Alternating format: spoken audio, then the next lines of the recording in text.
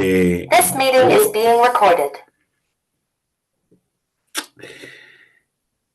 Venga, pues podemos darle a esta última sesión del taller de filosofía contra desinformación.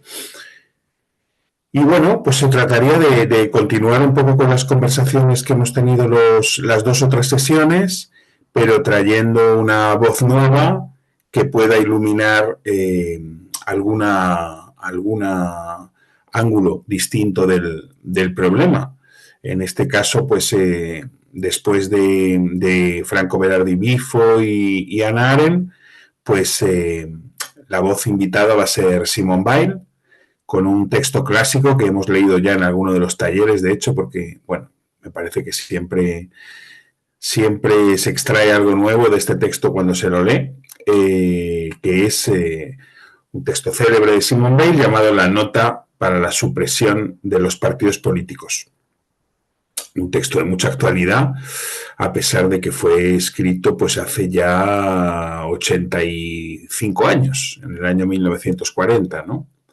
Bueno, Simone Weil me parece que no necesita mucha presentación, una voz muy poderosa en el siglo XX, a pesar de una vida cortísima, muere con 34 años, pero dejando atrás pues una cantidad de escritos y de experiencias y de anécdotas también, ¿no? De vida, pues muy poderosas, ¿no? Ya sabéis que, bueno, que fue sindicalista revolucionaria en grupos franceses, que fue también profesora de liceo, que decidió, según el método de la verdad que le era propio, que es, digamos que a la verdad se accede siempre a través del cuerpo y de la experiencia, ¿no? No de manera desencarnada, no de manera académica, no de manera abstracta, pues eso la llevó a entrar a trabajar durante un año en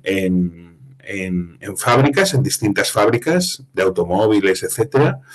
Ella quería conocer cómo era la realidad del trabajo, la realidad de la fábrica, ¿no? Ese lugar, digamos, clave para pensar la historia del siglo XX, ¿no? Y bueno, durante un año decidió compartir la condición obrera y le dejó una marca tremenda en el cuerpo, ¿no? El régimen, digamos, de brutalidad y de sometimiento del sujeto a objeto, ¿no? De lo humano a cosa que ella vivió en la fábrica, ¿no? Luego también en esta filosofía, digamos, de la participación, del compromiso, de la intervención directa, pues ella vino ni más ni menos que a la guerra civil, a combatir en España, junto a la columna de Urruti.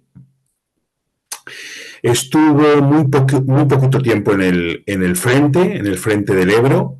Creo que la estancia de Simone Weil en España fueron de 3 meses y en el frente pues apenas 20 días. Tuvo un accidente con un recipiente de aceite hirviendo, se quemó y la tuvieron que, bueno, de alguna manera la sacaron del frente, ¿no? Contra su voluntad, porque ella quería quedarse a pelear ahí, aunque fuera con las quemaduras y las heridas, ¿no? Pero bueno, tuvo que marcharse del frente. Y bueno, luego escribió algunas reflexiones autocríticas sobre lo que había vivido en la experiencia de la columna de Urruti en el frente del Ebro, ¿no? Hizo una autocrítica con respecto a las ejecuciones sumarias de falangistas jóvenes, de sacerdotes jóvenes que ella había presenciado y que le produjeron horror. Y en una carta célebre al famoso escritor francés Georges Bernanos, pues, bueno, digamos como que vino a deplorar que la concepción del enemigo en el bando en el que ella se había situado se parecía demasiado a la del propio enemigo, ¿no? Entonces, bueno, hizo una reflexión muy poderosa sobre esta cuestión de cómo luchar, incluso cómo hacer la guerra, pero sin entrar en la lógica del enemigo, ¿no? En la lógica exterminadora, en la lógica de la aniquilación, en la lógica del desprecio de la vida, ¿no? También la vida del enemigo, ¿no?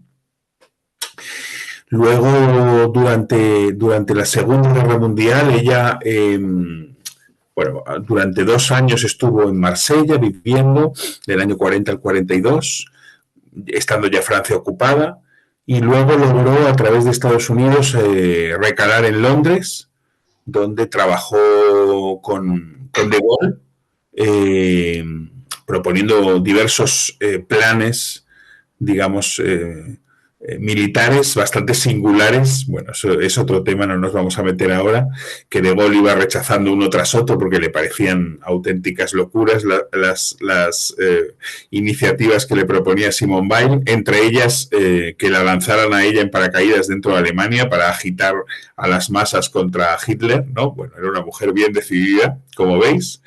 Y bueno, De Gaulle un poco, no sé, para quitársela de encima, pues le dijo, mira, lo que tienes que hacer es lo que tú puedes aportar más, déjanos a los militares lo militar, ¿no? Es escribir cómo imaginas que podría ser Europa después de la Segunda Guerra Mundial, después de la victoria de los nazis. ¿Qué tendría ¿Qué tendría que hacer Europa para no reproducir el mal del fascismo? ¿No? Me parece una pregunta bien interesante, ¿no? ¿Cómo habría que reconstruir Europa en términos de cultura política, de cultura intelectual, de organización de la vida pública, de organización de la vida común, para que el fascismo nunca pueda ser de nuevo una realidad, ¿no? Entonces, bueno, Simone Weil aceptó esta invitación de Gaulle, escribió varios textos reunidos en un tomo de Trota, de la editorial Trota, que se llama Escritos desde Londres, y uno de ellos es este, de la nota para la supresión de los partidos políticos. Es decir, es un texto que también se entiende por esta invitación de Gaulle, ¿no? Por el contexto en el que fue escrito. Es un texto de alguna manera utópico, ¿no? Es un texto que quiere reflexionar sobre las causas que han conducido a Europa a alumbrar el fenómeno fascista, ¿no? Que es un poco lo que nos interesa en este taller, y cómo podría ser reconstruida Europa a nivel político, a nivel cultural, a nivel intelectual, etcétera, para evitar que el fenómeno del fascismo vuelva a ser de nuevo posible. Bueno, creo que es importante conocer, digamos, en qué contexto fue escrito este texto de Simone Weil, ¿no? Entonces, lo que ella viene a decir en una tesis muy polémica y que me parece que no ha perdido mordiente en estos 85 años que van desde su escritura, es que los partidos políticos, su dinámica y su cultura están en el origen de la debacle de las democracias europeas y del ascenso del fascismo y la Segunda Guerra Mundial. Entonces, bueno, es una tesis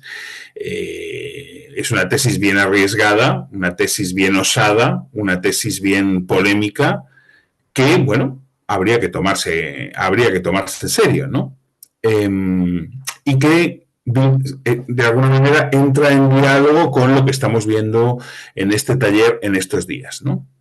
¿Qué relación hay entre, digamos, la información falsa, las fake news, la destrucción de los espacios públicos? ¿Qué es lo que genera las condiciones de posibilidad de un fenómeno tan mortífero como el fascismo, ¿no? Entonces, bueno, lo que responde Simone Weil es, de nuevo, no hay que culpar a la propaganda, sino hay que mirar, no hay que culpar en nuestros términos a las fake news, en primer lugar, hay que mirar a otros lugares, ¿no? Y en primer lugar hay que mirar a la cultura política instalada por los partidos políticos, ¿no? Los partidos políticos como actores fundamentales de la política, ¿no? Como una política que estaría monopolizada por los partidos políticos, que serían los actores políticos por excelencia, ¿no? A través del voto, a través de la representación, pero la decisión sobre los asuntos comunes estaría delegada en los partidos políticos. Y para Simone Weil, los partidos políticos instalan una cultura política que tiene por efecto la producción de condiciones en las cuales el fascismo es posible. Entonces me parece, bueno, en fin, una tesis para leer detenidamente. ¿Qué quiere decir esto? ¿No? Y que me parece que es de gran actualidad porque, bueno, los partidos políticos, pues hoy son partidos políticos diferentes de los que conoció Simone Weil, sin duda, pero siguen siendo los actores principales de lo que llamamos democracias, ¿no? Son los actores principales de la cosa pública. Son quienes monopolizan el poder de decisión en el Parlamento sobre los asuntos comunes, ¿no? Entonces, bueno, ¿por qué Simone Weil hace responsables a los partidos políticos de promover un suelo en el cual pueden brotar fenómenos fascistas? Bueno, ella dice que es la cultura política de los partidos políticos es responsable de destruir las capacidades de atención, de pensamiento y de verdad de los sujetos, ¿no? Entonces, lo primero sería entender cuál es la idea que Simone Weil se hace de estas nociones, atención, pensamiento y verdad, ¿no? ¿Cómo las imagina? ¿Cómo las piensa? Bueno, para Simone, vamos a ir un poquito despacio, pero yo creo que se va a ir entendiendo a lo largo del desarrollo y, bueno, también está la propia lectura que hayáis hecho vosotros y vosotras, ¿no? Pensamiento, atención, verdad, exigen para Simone Weil, en primer lugar, un trabajo negativo, dice ella, ¿no? Es decir, para poder pensar, en primer lugar, hay que suspender los propios prejuicios. Si no hacemos el ejercicio de suspensión de los propios prejuicios a la hora de pensar, no estamos pensando. Simplemente estamos aplicando sobre los fenómenos que se nos presentan nuestros prejuicios. No hay un pensamiento, hay una reproducción de opiniones previas. No hay pensamiento, sino aplicación de esquemas a priori, ¿no? Entonces, es necesario, dice Simone Weil, hacer el esfuerzo para pensar, de poner entre paréntesis, al menos, nuestros prejuicios sobre algo, para poder escuchar algo singular, algo distinto de lo que se nos presenta, ¿no? Y en segundo lugar, eso que se nos presenta, imaginemos pues un problema, un acontecimiento de la vida pública, una serie de sucesos, ¿no? Nos requieren no solo un trabajo negativo de puesta en paréntesis de nuestros prejuicios, sino también de una respuesta positiva. Es decir, pensar es también decir algo propio sobre lo que pasa, ¿no? Entonces, el pensamiento para Simone Weil, en primer lugar, es esta puesta entre paréntesis de los prejuicios. No hay pensamiento si no ponemos entre paréntesis nuestros prejuicios, porque solamente entonces hay aplicación de los prejuicios, por eso es un prejuicio, ¿no? Pero, en segundo lugar, el pensamiento es elaborar algo propio sobre lo que pasa, ¿no? Hay un momento en el texto, no sé si os acordáis, los que lo hayáis leído, donde Simone Weil dice que pensar es equivalente a un ejercicio de lectura, ¿no? Hace equivalentes pensamiento y la experiencia de leer, ¿no? En el sentido de que leer para ella tiene que ver con además lo recomienda como un ejercicio escolar, es meditar un texto, meditar algo que se nos presenta, ¿no? Un texto, por ejemplo, que se nos da a leer y expresar las reflexiones que se nos ocurran, ¿no? Entonces, leer también es un ejercicio en el cual tenemos que suspender de alguna manera lo que nosotros traíamos de casa, si no borrar, porque es imposible que lo logremos borrar, al menos suspender el prejuicio, ¿no? Provisionalmente.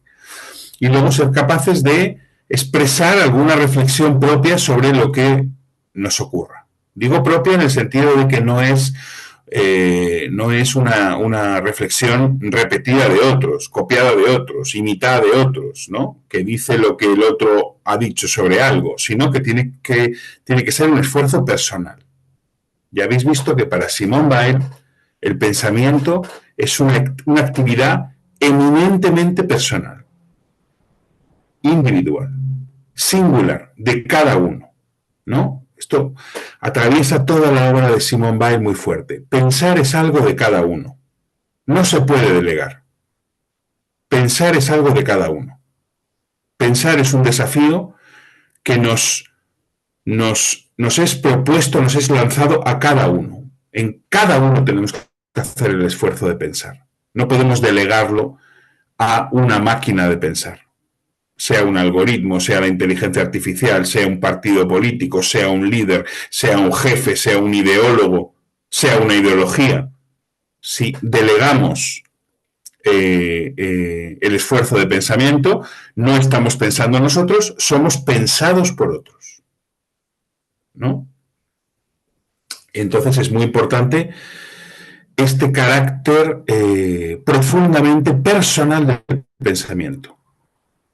Pensar es algo de cada uno, es algo singular de cada uno. Es algo... no sé qué está pasando. Vaya. Adrián, no sé si estás por ahí. Estoy aquí, no sé qué está pasando, perdón. Creo que pasó también el primer día, alguien que puso su pantalla a compartir o algo así. Sí, ya está. Bueno, el mismo saboteador del primer día, Amador. Pero eso Exacto. no es pantalla compartida, es una herramienta de Zoom que es una pizarra para compartirla entre todas. Alguien sin querer le ha dado a la herramienta. Bueno. Pues no es tan mala herramienta entonces, pero bueno. En fin. Pues venga, seguimos. Vale, pero importante también, lo habéis encontrado en el texto, si lo habéis leído, que el pensamiento sea algo de cada uno, que no se pueda delegar el pensamiento. Si tú delegas el pensamiento, simplemente no estás pensando. El hecho de que el pensamiento sea de cada uno no significa que siempre pensemos solos. Muy importante esto, ¿no? Ahí habría un diálogo entre Simone Weil y Hannah Arendt en el texto que leemos ayer, ¿no? El pensamiento nos requiere una cierta soledad, porque pensar es algo de cada uno, pero puede haber, como dice el psicoanalista alemán, Jorge Alemán, ¿no? Puede haber un pensamiento plural. Es decir, puede haber un diálogo con otros para pensar, ¿no? Lo que hablábamos también estos días, ¿no? Puede haber una búsqueda común de una verdad. Puede haber diálogo, puede haber reflexión común, ¿no? Pensar es algo que tenemos que hacer cada uno. No se puede delegar. Pero cada uno puede ponerse a pensar con los demás, ¿no? En conversación, en diálogo, en dialéctica, ¿no? Cada uno puede reunirse con los demás para deliberar y para decidir sobre las cuestiones de la vida en sociedad, de la vida común. Si os acordáis en el texto, pues todo esto tiene que ver con lo que habla de Rousseau y los cuadernos de quejas durante la Revolución Francesa, ¿no? Son elaborados no aplastando la singularidad de cada cual, sino desde la singularidad de cada cual, ¿no? Se reúnen los diferentes y logran pensar algo. Eso es posible, pero siempre tiene que pensar cada uno, en diálogo con los demás, pero cada uno. Entonces, eso sería, digamos, una asamblea, ¿no? Una asamblea. En una asamblea se abre la posibilidad de elaborar y expresar un juicio común, público, sobre los problemas de la vida compartida, ¿no? Sobre los problemas, por tanto, políticos, de lo que nos une, de lo que tenemos en común, de lo que compartimos, ¿no? Bueno, hasta aquí algunas ideas de lo que Simone Weil piensa que es pensar, con perdón por la redundancia, ¿no? ¿Por qué le parece que la cultura política instalada por los partidos rompe, arrasa, destruye esta capacidad humana de pensar? Al menos por 3 motivos. Y os propongo ir escuchando estos motivos pensando en nuestra actualidad, hasta qué punto, digamos, hasta qué punto el análisis de Simone Weil resuena con el presente o se ha quedado obsoleto o a medias, ¿no? Eso tenemos que irlo viendo juntos en la conversación, ¿no? Dice Simone Weil, los partidos políticos son enemigos del pensamiento, por lo tanto, enemigos de la verdad, eso que buscamos en común, pero desde cada uno, porque son máquinas, dice, de fabricar pasión colectiva. Lo que habría que entender cuando Simone Weil habla de pasión colectiva es pasión de unanimidad, ¿no? Los partidos políticos son máquinas de fabricar pasión de unanimidad. Digamos que hablan, quieren siempre en bloque, ¿no? Nos quieren en bloque. Todos con estos, contra estos, etcétera, ¿no? Siempre como bloques, ¿no? Y esta pasión de unanimidad es contraria a el pensamiento como ejercicio singular y común, ¿no? De cada uno en diálogo con otros cada unos. En la homogeneidad, la unanimidad es contraria a lo singular y lo común, ¿no? Pues dice, los partidos políticos son máquinas de fabricar pasión de unanimidad. Todo el mundo con contra ¿no? Sin matices, sin diferencias, sin gradientes, todos a favor o en contra de contra el otro, ¿no? Todos contra el PSOE, contra el PP, o contra el PP, contra el PSOE, pero todo en bloque, siempre, ¿no? En segundo lugar, dice, los partidos políticos someten a presión a todos y cada uno de sus miembros, ¿no? El ideal del partido político es la homogeneidad y el precio a pagar por la autonomía personal y por la disidencia posible es siempre la exclusión. Esto me parece que tampoco está tan desencaminado a la hora de pensar en la actualidad un partido político. No es fácil que un partido político tolere las diferencias, ¿no? Siempre se ven como estorbos. En todo caso, a veces pues no puedes eliminar al diferente que te estorba, pero la diferencia no suma, se ve como un estorbo. El ideal es la homogeneidad.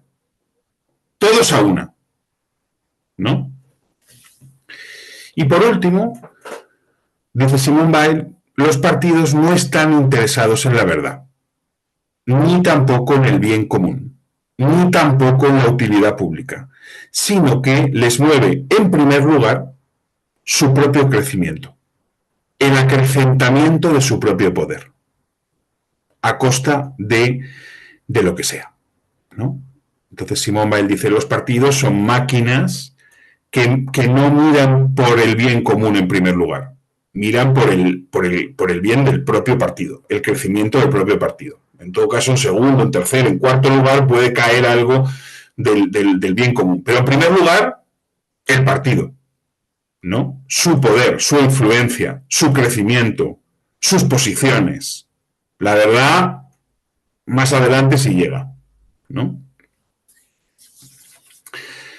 Entonces, lo que podríamos decir, recapitulando los 3 motivos por los cuales Simone Weil piensa que la cultura política de los partidos destruye el suelo del pensamiento, el suelo en el que puede florecer el pensamiento como ejercicio siempre singular y común, es que los partidos destruyen la democracia, porque subordinan lo que es propio de la democracia, lo público y lo común, ¿no? Eso a lo que podemos llegar juntos, pero desde cada uno, a lo privado porque es lo mío, lo propio, el propio partido, ¿no? Simone Weil, ya habéis visto que dice, tomar partido es todo lo contrario a pensar, ¿no? Tomar partido por este contra este, ¿no? Es todo lo contrario a pensar. Porque pensar es escuchar profundamente algo que se nos presenta, un problema, un acontecimiento, un fenómeno, ¿no? Hay algo que escuchar profundamente, ¿no? Y tomar partido es casi no escuchar nada, porque a priori sé si tengo que estar a favor o en contra, dependiendo de si favorece o perjudica a los míos. Si está a favor el Partido Popular, los del Partido Socialista van a estar en contra, al revés, perdonadme este ejemplo, pero digamos así para entendernos, y entonces tomar partido nunca te permite escuchar profundamente algo, porque el tiempo de escuchar está sustituido por la rapidez de juzgar. Estoy a favor, estoy en contra, ¿no? Dependiendo de si perjudica o favorece los intereses del partido, del bando al que yo me adhiero, ¿no? Ahí podríamos hacer una pregunta que a veces yo me hago, la verdad, a ver qué me decís vosotros y vosotras. ¿Ha visto alguien alguna vez a un político escuchar profundamente algo, dudar, vacilar, pensar? ¿No? No es tan fácil esto. Parece que siempre lo tienen todo claro. Siempre que aparece un político en acción, más o menos, digamos, no. La duda, la vacilación, el tiempo, la escucha, el matiz, siempre es como, en fin, una debilidad para el político. Una debilidad. Y me han pillado en una vacilación, ¿no? En una duda, en una contradicción. Algo que no debería ser. Algo que es una debilidad con respecto al ideal que es siempre tener posiciones sólidas para todo, ¿no?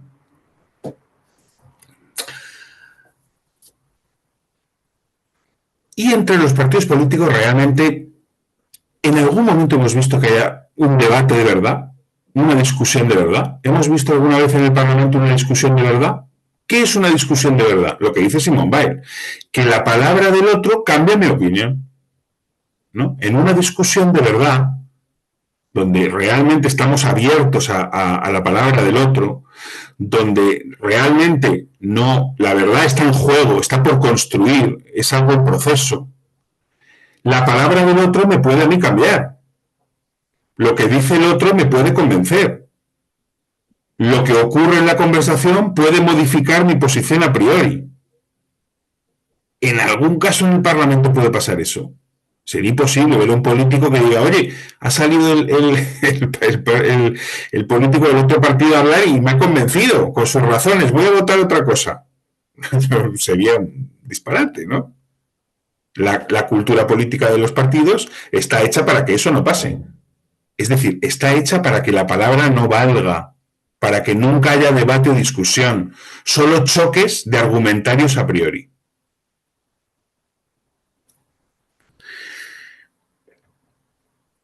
Si alguna vez alguien ha visto a algún político cambiar de opinión tras un debate, que traiga el ejemplo, por favor, porque yo la verdad es que lo busco y no lo encuentro. Y ojo, que tampoco cada uno de nosotros estamos tan lejos de ser políticos en miniatura, que tampoco nos dejamos nunca convencer por lo que dicen los demás. Siempre tenemos nuestras opiniones bien firmes y claras, ¿no? Porque lo que dice Simone Weil es que los partidos políticos crean una cultura y esa cultura nos educa a los demás, ¿no? No es solamente cosa de los partidos.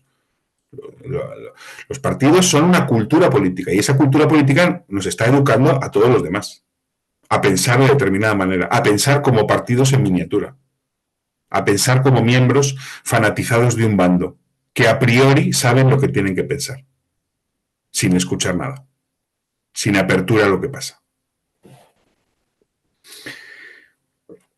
Vale, la cultura del partido entonces no busca la verdad, no está animada por un deseo de verdad, sino de ganar siempre, de vencer, de acrecentar el propio poder, ¿no? Y eso es el pan nuestro de cada día, de la cultura política, ¿no? Pues vemos que, en fin, es gravísimo lo que le ocurre al adversario, pero si lo mismo ocurre en tu propio bando, pues eso eres totalmente inocente de ello, y eso es el pan nuestro de cada día. Eso, si no hubiera eso, pues no habría telediario todos los días, ¿no? No podría haber noticias, ¿no?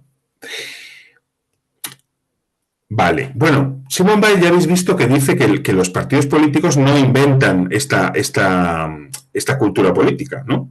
Sino que la retoman, la heredan, ¿no? ¿De dónde la retoman y la heredan? De la Iglesia, dice, ¿no? Lo cual es interesante porque ya a estas alturas de 1940 Simone Weil ha tenido una experiencia mística y se ha convertido al cristianismo, ¿no? Pero como una mística, ¿no? Ya sabéis que los místicos, las místicas, y tenemos buena tradición en nuestro país, son como los anarquistas, digamos, de la religión, ¿no? Entonces Simone Weil se convierte al cristianismo, tiene una experiencia mística muy fuerte en el año 37, 38, creo, pero siempre se mantuvo a distancia de la Iglesia. Y hasta el punto de que en este texto del 40 ella plantea que esta cultura política potencialmente totalitaria de los partidos, ¿no?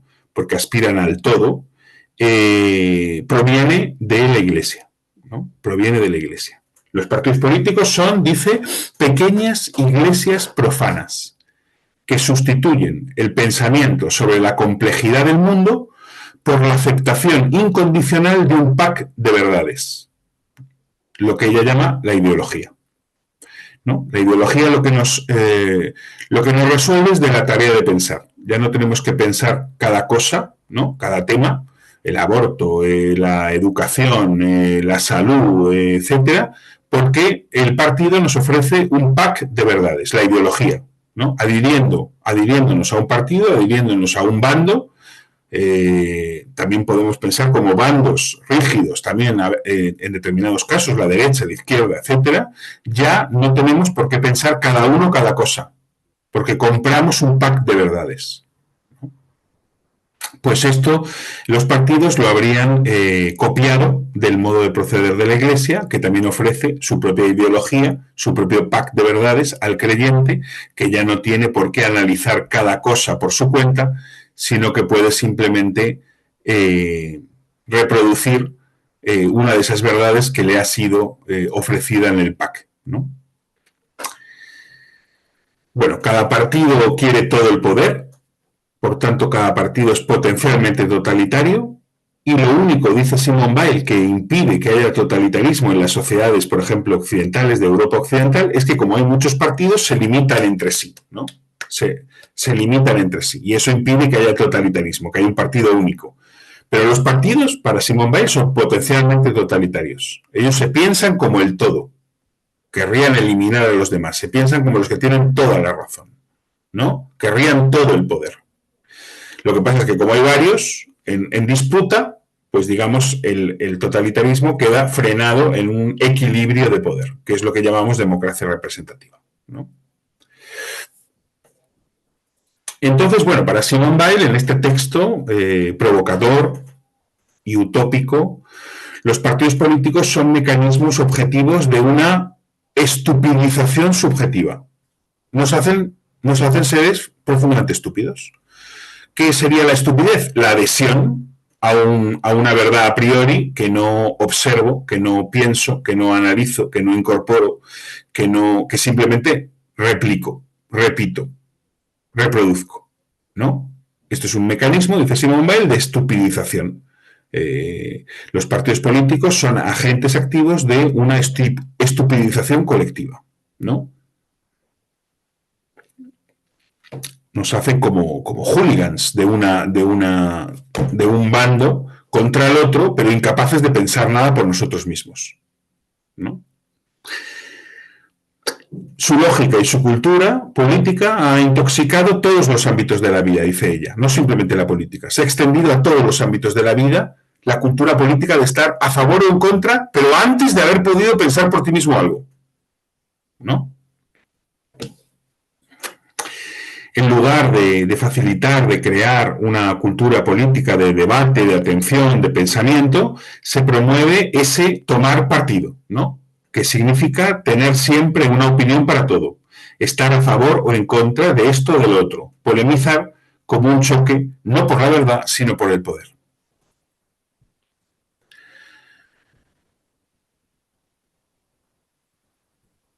Bueno, ahora tenía yo unas notas sobre cuál me parece que era la actualidad de este análisis de Simone Weil, ¿no? En qué sentido me parece que sigue siendo, sigue teniendo actualidad, sigue resonando con el presente, ¿no?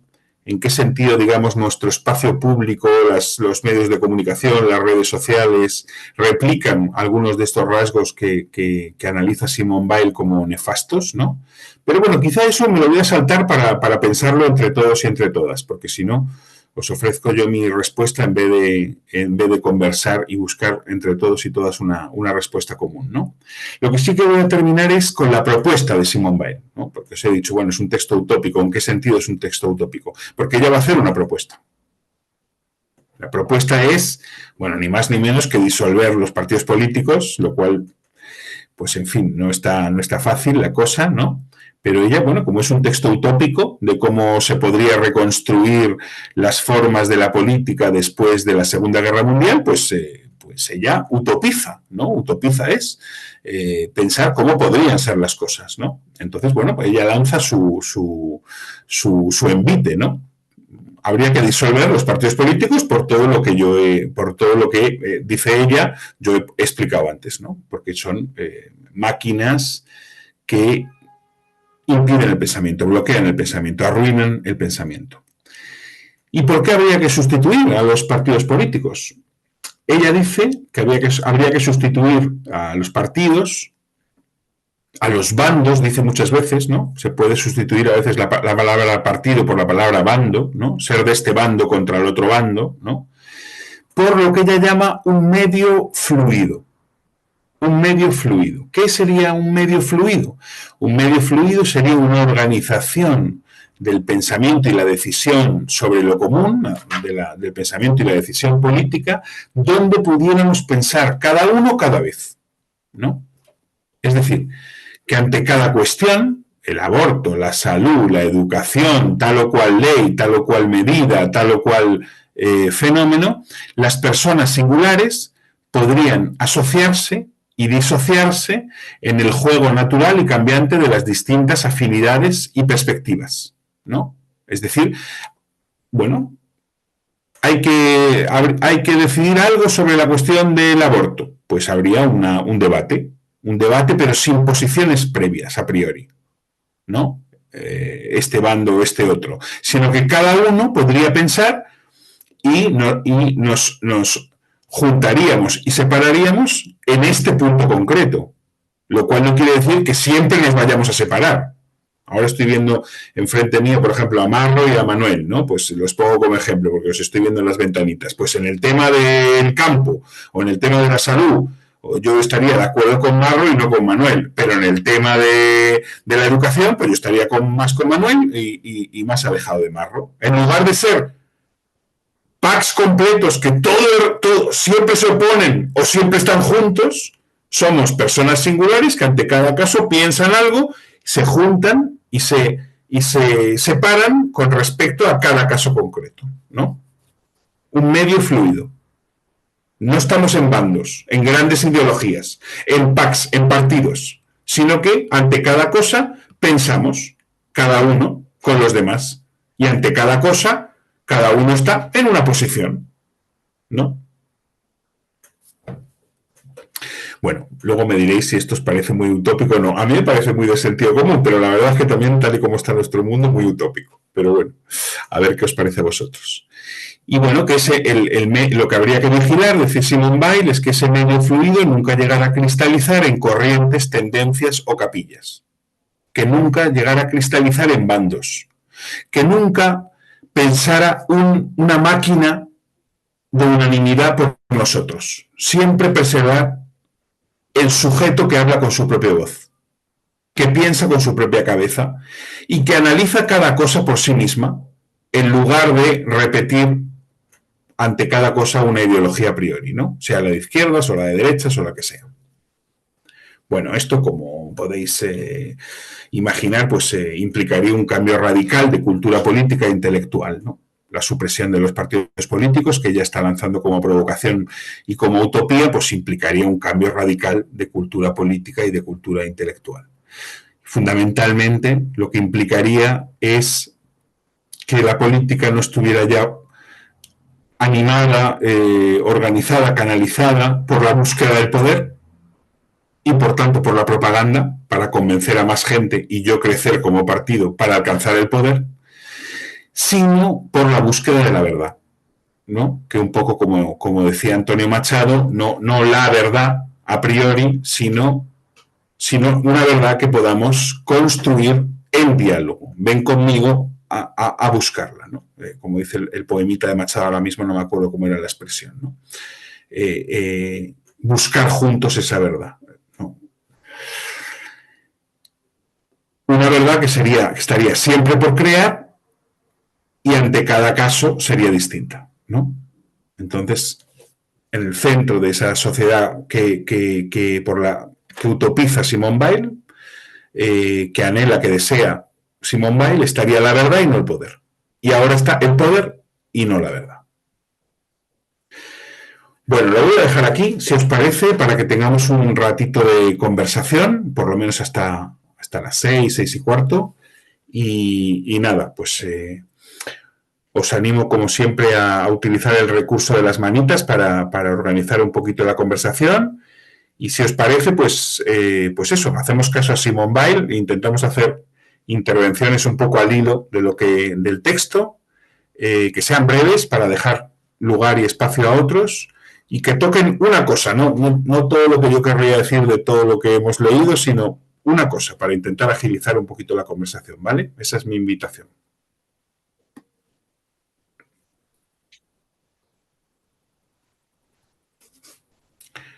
Rosa.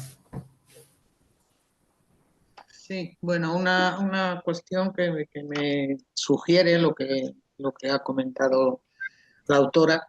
Hombre, digo, trayéndolo a nuestra mundo actual, un poco sería quizá la participación social a través, quiero decir, traduciendo, lo que también se plantea de trabajo y de participación de asociaciones, es decir, que en un momento dado te asocias para un tema, véase, yo qué sé, pues eso, lo de el aborto o la ley de eutanasia, que hubo un movimiento muy fuerte de gente asociada con ese interés y tal. Quiero decir que ese tipo de estructuras sí más o menos está. El tema es, que ese es el tema gordo, cómo eso se puede articular de modo que efectivamente no sea que hagan una iniciativa legislativa popular que luego los partidos aprueben y el Parlamento no sé qué, sino que ese mismo tipo de iniciativas o de trabajos políticos o trabajos sociales puedan ser debatidos por la sociedad e implementados, pero claro, es que la implementación la hace el poder también. Entonces, hay una serie de contradicciones ahí de que es muy complicado, o creo que es muy complicado ahora, el cómo se podría articular, ¿no? Lo dejo como... Sí, la verdad es que, vamos, no está fácil. Es una provocación también lo que nos lanza ella para pensar, tampoco es que... Pero realmente su articulación sería compleja. Pero bueno, podemos pensar eso. ¿Qué nos da que pensar esto, no? Aunque sea realmente difícil de implementar, ¿no? Pero sí, gracias, Rosa. Sí, la verdad es que totalmente de acuerdo. Marta y Pedro. Hola. Pues a ver, vaya por delante que estoy profundísimamente de acuerdo con el texto de Simone Weil. Yo soy bastante profana en la materia filosófica en general y no había leído nada de ella. Mi experiencia propia me hace estar completamente de acuerdo con ella. he estado en un partido durante un tiempo y me he ido precisamente por esta causa, porque se anula el pensamiento crítico, aunque sea crítica constructiva, porque no se sabe diferenciar la constructiva de la destructiva. Y escuchándote este final, me doy cuenta que esta estructura ya existe en nuestra sociedad. Existe en ayuntamientos muy pequeñitos, por lo menos en Aragón es así, y son los concejos abiertos, que es un método asambleario, que aunque hay un alcalde o una alcaldesa, la decisión recae sobre el pleno. El alcalde o la alcaldesa solamente tiene poderes para llevar a cabo cosas, pero la decisión recae en el pleno. Y la ciudadanía, no, por lo menos mi experiencia ha sido así, he sido alcaldesa 8 años y ha sido así. La gente que participa en el pleno, toda la ciudadanía no está sometida a un partido, es ciudadanía, digamos, limpia en ese aspecto. Entonces, aunque pueda haber gente que sí, que en mi caso yo no me he encontrado prácticamente nada de esto, la mayoría deciden en lo que creen en consecuencia de sus ideales o sus intereses, normalmente son sus intereses más que sus ideales, o los colectivos, si se sabe articular bien esto, que es a lo mejor la parte más compleja, porque creo que una de las cosas que necesitaríamos en la sociedad precisamente es ese aprender a debatir, a confrontar ideas sin pelear, a entender que es un diálogo para construir algo mejor, porque hablamos mucho de diversidad últimamente más en política, pero lo que yo veo es que no la sabemos gestionar o integrar. No estoy segura si la palabra sería gestionar o integrar. Y a lo mejor la manera de articularla pues sería dividir el grueso en pequeñas porciones, o sea, por barrios, incluso dentro de los barrios, porque claro, no es lo mismo un barrio en mi pueblo o en un pueblo cercano de 3.000 habitantes que un barrio en Madrid o en Zaragoza, ¿no? Por sectores, con un número X, mira, por ahí están diciendo que Macron lo intentó, y llevar lo municipal no sale de ahí, o lo cercano no sale de ahí, no tiene por qué venir gente de otro espacio a decidir sobre tu espacio, pero cuando son cuestiones que atañen al colectivo por encima de ese espacio, pues que esas cuestiones vayan bajando y en cada espacio se tomen las decisiones y se emita el voto, ¿no? Que se debata y se emita, no sé, se me ocurre. Sí, yo creo que ella está pensando en algo de tipo asambleario, la verdad. En algo así, de Sí. tipo, el medio fluido sería esto que Funciona, efectivamente. Si se sabe articular, sí, si se sabe articular, funciona. Gracias, Marta. Pedro. Hola, ¿qué tal? Bueno, yo lo que quería un poco comentar es que a mí me da la impresión de que es lo que decías de que cuando un partido cambia de opinión con la opinión de otro partido. Yo creo que eso sí que se hace fuera de la esfera pública. O sea, lo que no se va a hacer es en un parlamento, porque en un parlamento yo creo que, en general, yo creo que sí que se ha asociado un poco la idea de atacar, atacar y atacar. Es decir, lo que tú tienes que plantear es plantear una diferencia en cuanto al voto, pero yo creo que entre partidos sí que hay, cuando hay una negociación, evidentemente hay un intercambio de opiniones, no solamente negociando un voto, sino negociando, yo creo que ideas o posicionamiento. Entonces, una de las posibilidades bueno, que dentro de un partido sí que hay dos ideas que yo quería a lo mejor plantearos. Una sería, evidentemente, que los partidos puedan hacer asambleas para criticar, para que se haga una autocrítica. O sea, una autocrítica, es decir, no una autocrítica, sino para que se debatan problemas. Pues, por ejemplo, una disminución de voto, por ejemplo, una desafección, por ejemplo, dificultades para encontrar pues compromisarios en las elecciones. Vamos, no se llaman compromisarios, ahora no me acuerdo si están en las mesas electorales. Y entonces todo puedes debatirlo. Yo creo que lo que sí que creo que hay una cierta dificultad de un partido es admitir que se está equivocando. O sea, que puede hacer algo mal la dirección, de que sea elegida como que sea, y entonces eso sí que sería un buen funcionamiento del partido, el que se hiciera asambleas de ese tipo. Y en segundo lugar, ahora tú también, una cosa interesante a mi modo de ver para poder discutir con representantes y con partidos y hacer que los partidos sean más receptivos y que cambien su manera de actuar, podría ser las reuniones que hay en el Parlamento en donde se invita a gente que ahora mismo en general suelen ser lobbies. O sea, yo que estoy en sanidad, ahora mismo las reuniones dentro del Parlamento, del Senado, son para introducir medicamentos, para introducir... O sea, no, son concepto de lobby, no tiene un concepto de buscar la verdad. Al contrario, tiene idea de plantear a través de consultoras que intereses privados lleguen al Parlamento para que los partidos debatan a través de un intermediario pues lo que quiere una empresa privada. Esto podría funcionar si no se hace así, si no se pervierte, sino que es al revés, sino que la sociedad plantea un problema en el Parlamento o con que solamente haya un representante por cada partido o dos y debata con la ciudadanía. Nada más. Muy interesante, Pedro. ¿Habéis visto el libro que salió, no me acuerdo del autor, sobre la polarización política en España?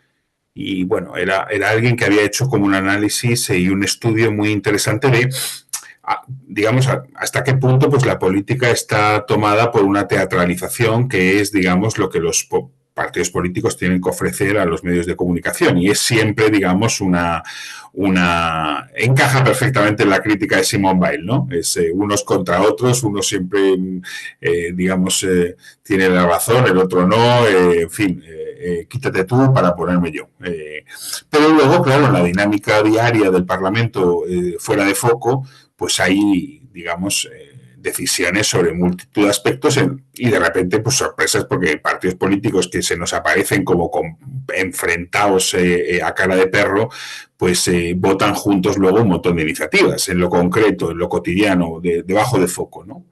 Pero claro, ya esto habla de lo que decía Pedro, decía, bueno, un político puede cambiar de opinión, empatizar con otro, matizar, pero fuera del Parlamento, ¿no?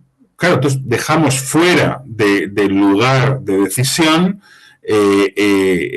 precisamente el ejercicio del pensamiento, ¿no? Ya hay que pensar, pero fuera, porque dentro que no te pillen, que tienes una duda, que el otro te ha hecho pensar, que igual la razón es 50-50, ¿no? Eso queda fuera. Entonces, claro, eso es lo que dice Simone Weil, pero ¿cómo estamos dejando fuera del lugar donde se debería deliberar sobre lo común la posibilidad de escuchar lo común? ¿No es eso contradictorio? No. Y luego la cuestión de los lobbies y eso que ha traído Pedro me parece muy importante también, ¿no? Muy importante para también analizar en concreto cómo funcionan las cosas, ¿no? Bueno, Esperanza. Bueno, yo un poco volviendo al inicio de lo planteado, ¿no?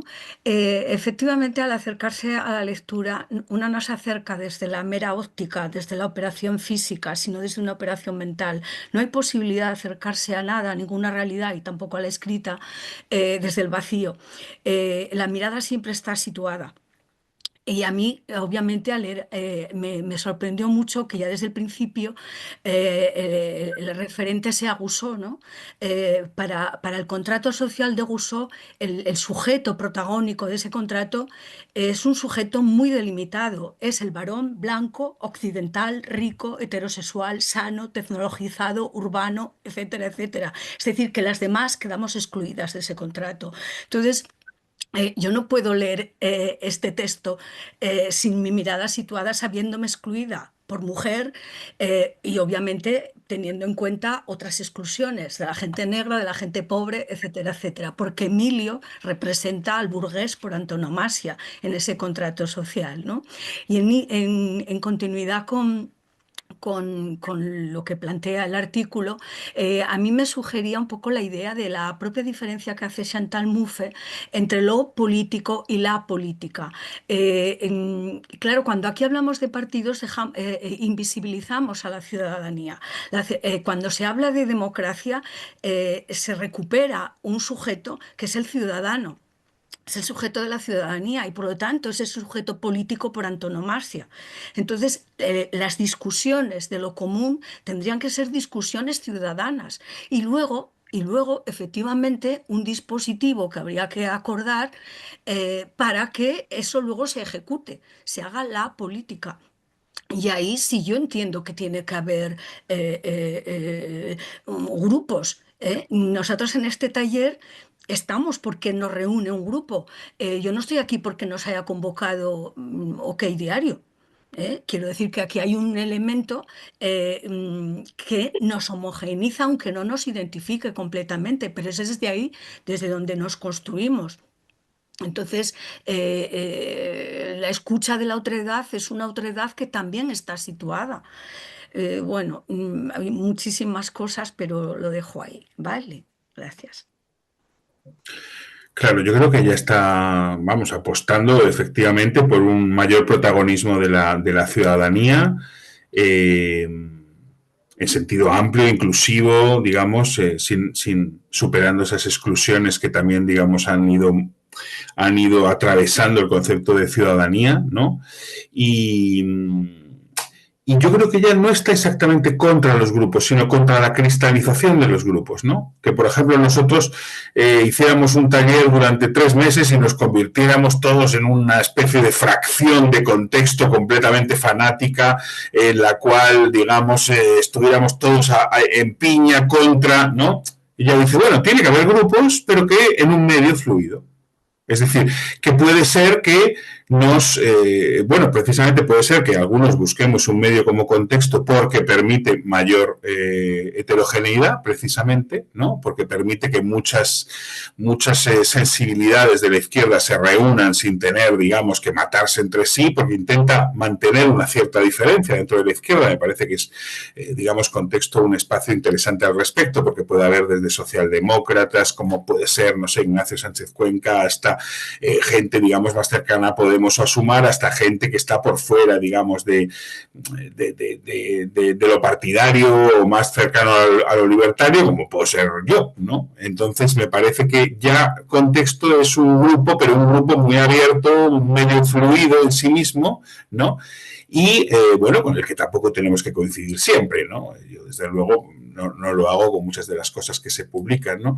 Entonces yo creo que no sería tanto que no hubiera nunca grupos, sino que esos grupos no cristalizaran en posiciones en las cuales el esfuerzo de pensar cada vez, desde cada uno, se sustituyera porque ya tenemos la ideología de nosotros que somos, por ejemplo, pues eso, el grupo de contexto del taller del tal que se ha cristalizado en algo sólido, en una identidad, ¿no? Entonces, puede haber grupos, pero que sean fluidos, que cambien de una vez a otra, que permitan también la diferencia al interior del propio grupo, el choque, la disparidad, el cambio de opinión, el hecho de que tú escuchas al otro y de repente puedes cambiar también, ¿no? Hay una polémica de Simone Weil contra las identidades. Entonces ahí, cuando Esperanza dice, bueno, el pensamiento es situado, pero si es situado en una identidad, para Simone Weil sería problemático, me parece. Bueno, Ana. Bueno, yo en base a lo que comentaba Esperanza, entiendo lo que ella comentaba de Rousseau y este ciudadano como hombre blanco, todas estas cuestiones que ha planteado. Pero lo que vemos en la actualidad es cómo también el voto ha ido extendiéndose. Si entendemos y no separamos la cuestión del partido y del voto, o sea, que creo que es otra dimensión muy, muy importante. Entonces yo creo que hemos llegado a un punto donde se favorece tampoco la reflexión y los partidos no pasan de ser como unos mecanismos para captar voto en las urnas y a partir de ahí parece que nada les compromete al cumplimiento de sus programas, que efectivamente yo creo que quedan reducidos a algo a eliminar. O sea, yo creo que despolitizan mucho, las formas de participación pues están muy limitadas. Creo que es lo que se debería ahondar en las mismas, las iniciativas legislativas populares, alguna cosa que te agriete el Parlamento, porque es que yo ahí veo cómo cierran filas. O sea, para mí fue una experiencia terrible ver cuando se marcó la reforma del 135. Digo, madre mía, o sea, han cerrado filas, sin el más mínimo problema. Entonces, claro que evidentemente ahora, en el momento actual, para mí, en esta coyuntura, son como una especie de dar espectáculo, de entretener, de tirarse, o sea, sí, como una especie de reality, o sea, algo que en el fondo, no estuve ayer porque me era imposible o sea, participar con vosotros, pero lo veo como otro mecanismo que despolitiza en la práctica, o sea, despolitiza, o sea, no, tú vas ahí como alguien que pone un voto que no vale prácticamente pues para nada, que a nada compromete y poco más. Entonces, desde esta perspectiva, yo creo que también, incluso cuando lo pienso, y lo pienso como alguien totalmente en contra o sea, también de los partidos políticos como un factor de despolitización, al mismo tiempo me doy cuenta de lo colonizada que estoy por estos mecanismos, porque digo, ¿y cómo lo haríamos? O sea, ¿cómo podríamos encontrar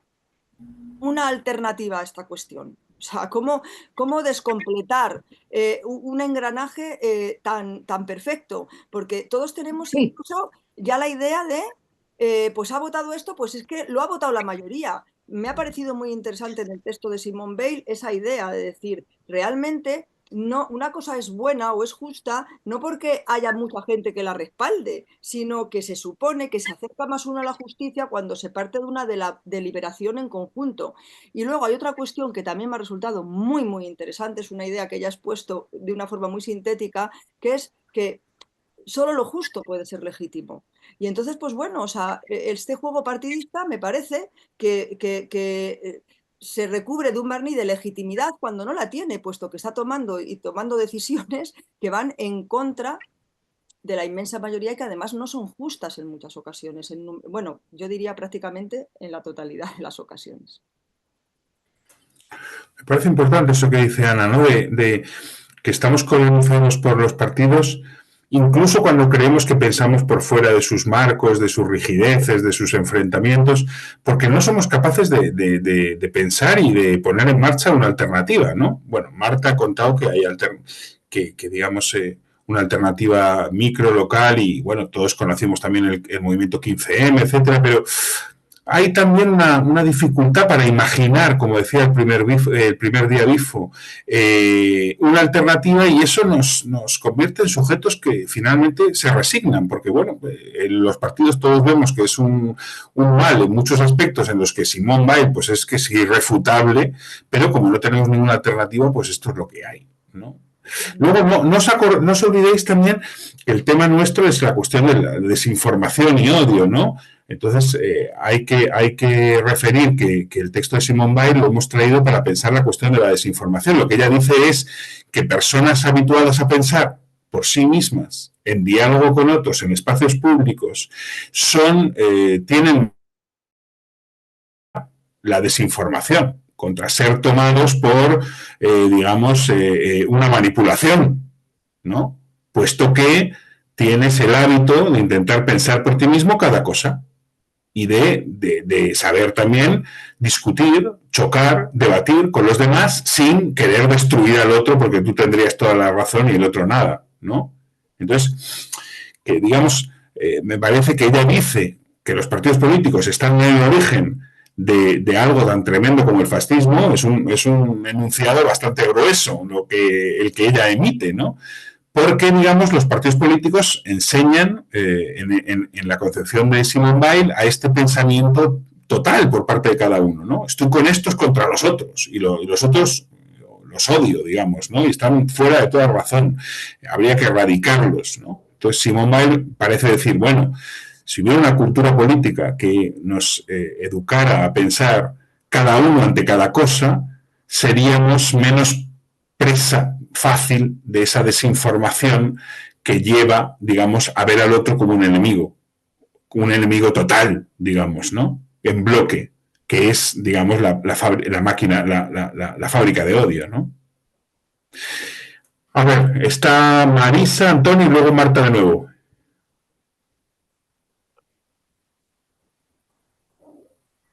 Sí.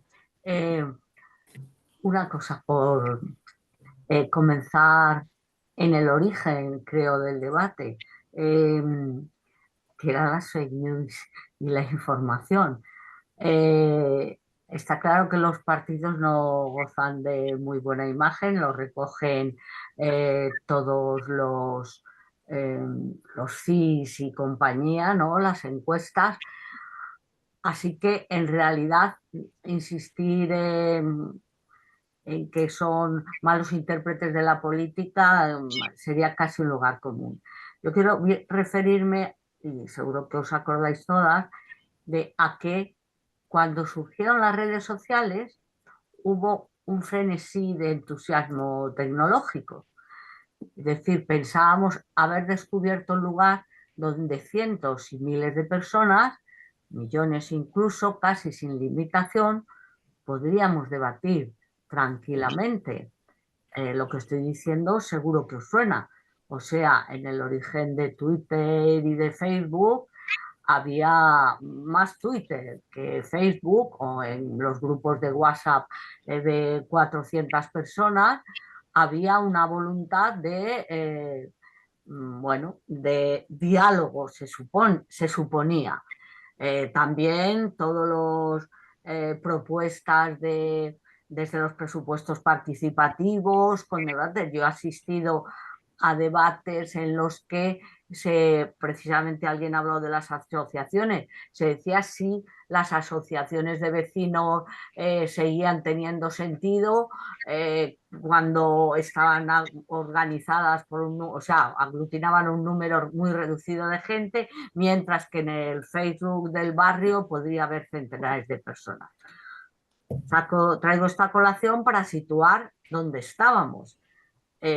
Si solo hablamos de los partidos políticos, creo que estamos dejando de lado el mogollón, que es que los partidos son malísimos, sí, pero lo que ha venido a sustituir el peso de la opinión pública, pues es unas redes que controlan algunos tecnócratas, vamos a la casta tecnológica eso es una realidad también.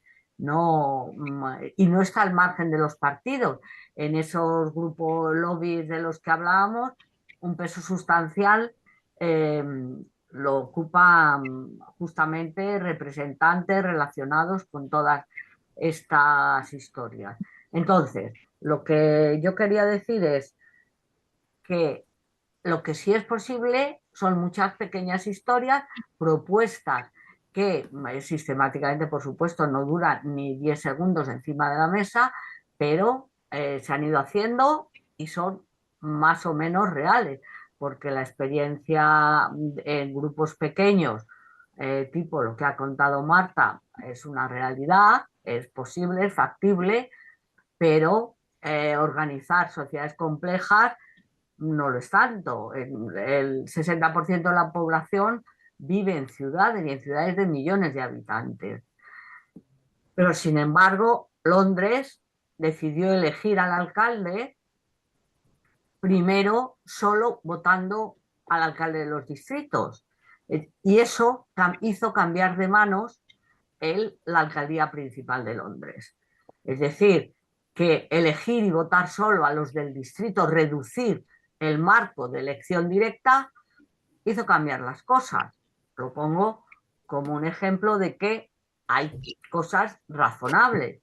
Otras, aunque no nos gustará mucho lo que sucede en Estados Unidos, es evidente que los que eligen directamente a sus gobernadores y a sus representantes votan en algunas ocasiones en contra de sus partidos.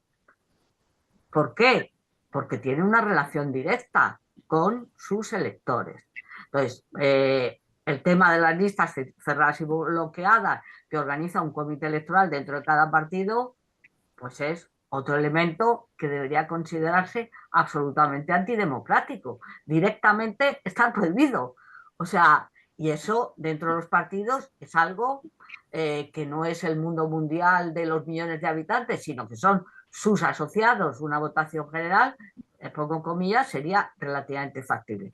Y así hay muchas cosas. Si de verdad asumiéramos que somos los protagonistas de la democracia, la ciudadanía, entonces yo pienso que a nuestro alcance hay muchas cosas.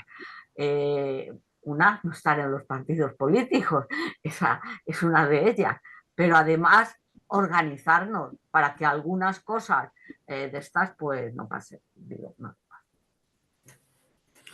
Sí, yo creo que tiene razón Marisa en los dos aspectos, es decir, que podemos ser protagonistas en mayor medida de la reflexión, de la decisión, de la participación, por supuesto, pero también de lo que ha dicho Marisa, que ojo con culpar a los partidos políticos como si nosotros fuéramos algo radicalmente distinto, puesto que también hemos puesto en marcha desde la ciudadanía espacios públicos de reflexión que han terminado también en batallas internas, fracciones, bandos que se pelean entre sí, y no, eso también ha pasado en el medio fluido 15M, Podemos, círculos, asambleas. Esa cultura política también está interiorizada por parte nuestra. No es solamente cuestión de los políticos, es una cultura política que nos impregna y que a veces también puede llevar a explicar por qué colectivos, grupos, espacios, incluso pequeñitos, reducidos, acaban, digamos, en el caínismo, el canibalismo y la autodestrucción mutua, ¿no? En esta lógica de partidos, incluso por fuera de los partidos. Bueno, Antonio, Marta. Sí, estoy de acuerdo con Marisa, ¿verdad? Que claro que las decisiones deberían ser mucho más horizontales, ¿no? Pero por otro lado, el sistema como funciona, en parte simplemente por tamaño, en parte por intereses económicos, porque vivimos un sistema capitalista, todo lo que queramos, tiende a la verticalidad, ¿no? Tiende a que las decisiones, no participemos en las decisiones. Y claro que la horizontalidad siempre va a tener un efecto de igualación, ¿no? De que no haya esas desigualdades, ¿no? Pero hay un punto que trata el texto al principio que a mí me ha dejado, que te deja al lado, que más allá de los partidos hay un pequeño fragmento que habla sobre la democracia, ¿no? Porque habla de que los partidos son medios, que si no cumplen el fin del bien, ¿no? común, ¿para qué? Pero hay un momento que también habla de la democracia, ¿no? Que habla, haciendo la comparativa, ¿qué pasaría si en la democracia se votase en los campos de exterminio nazis, ¿no? Que el totalitarismo tomó esa decisión y es horrible, pero que si la democracia en una votación igualitaria votase eso, sería igual de horrible, ¿no? La democracia sería un medio horrible, y hasta qué punto estamos volviendo a acercarnos a ese límite, ¿no? Con todo el tema, no sé, no ya solo del trumpismo y tal, simplemente que eso me ha llamado muchísimo la atención y me ha dejado muy frío, pero que es verdad que en el fondo yo creo que todos creemos que la horizontalidad en la toma de decisiones siempre va a ser un mecanismo de defensa ante esos excesos, ¿no? De una sociedad tan vertical donde las decisiones al final, por más que queramos, es muy difícil que sean nuestras y solo pasan en movimientos, en momentos muy concretos como está pasando ahora con la vivienda, ¿no? Ahora la vivienda se ha convertido en un problema tan grande que hasta los políticos hablan de ello. Pero el problema hace 20 años que existe, ¿no? Yo que vivo de alquiler, se ve, ¿no? Pero hay momentos donde revienta y sí que nos incumbe a todos y llega a la arena política, y lo complicado es lo difícil que es conseguir que se den esos saltos. Sí, vamos, la propuesta de Simone Weil es radical en el sentido de que a través del señalamiento de los partidos políticos ella apunta a la necesidad de un cambio de cultura política, ¿no? Y que, digamos, el peligro del totalitarismo, que siempre está ahí, se combate de alguna manera con la división, ¿no? Es decir, con que nadie pueda tener nunca todo el poder. De hecho, ella dice, incluso en una democracia representativa, lo que nos salva del totalitarismo, lo que diferencia todavía un régimen totalitario como el estalinista, por ejemplo, que estaba vigente cuando ella escribía, de una democracia representativa, es que como en uno hay muchos partidos, pues ninguno puede hacerse con todo el poder. En el régimen de partido único sí.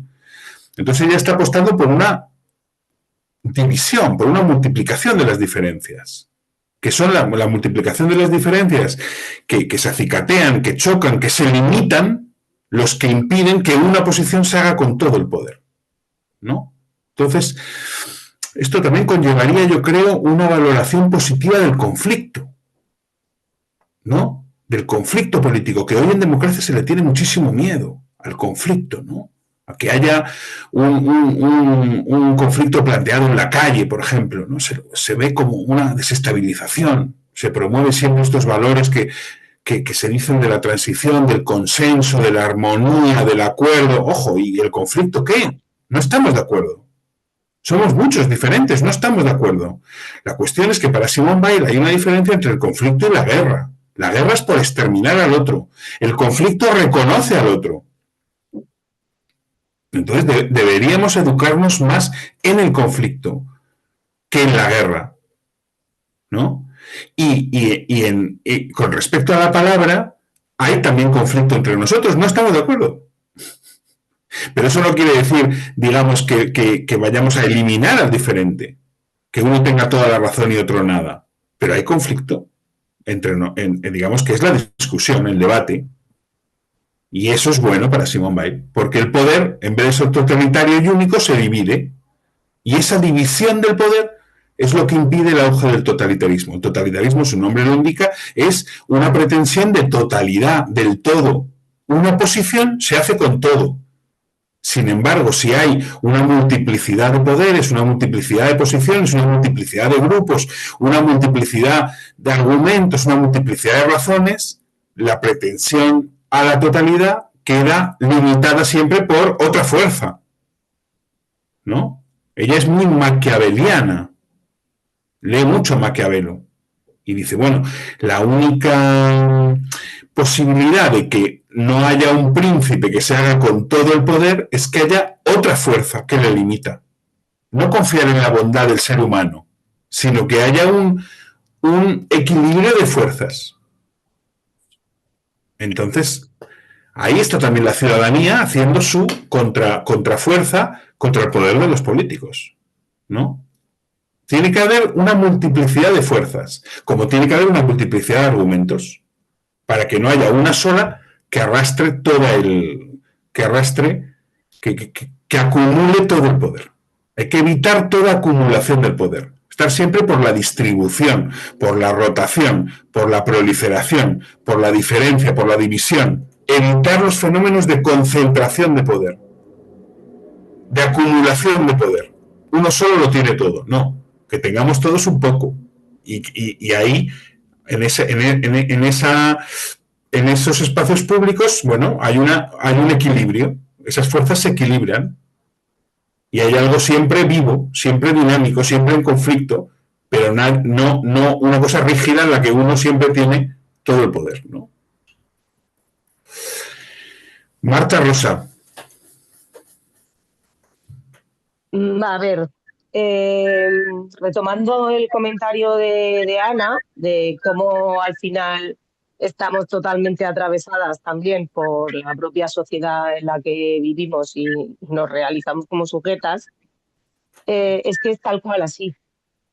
Es que esto pasa tan así que de la incapacidad de imaginar algo diferente, que cuando gente con una visión distinta de cómo a lo mejor podría ser un partido aterriza en algún partido e intenta hacer estos cambios, la gente no es capaz de imaginar y terminas dándote contra un muro continuamente, porque además no se trata de imponerlo, sino de vamos a construir juntas algo diferente.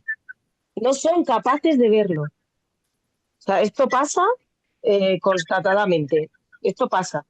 Y luego el tema que se ha comentado ya, de que los partidos al final terminan siendo no tanto una representación de la ciudadanía que les vota, por así decirlo, sino actuando como una empresa o una organización que defiende su propia estructura.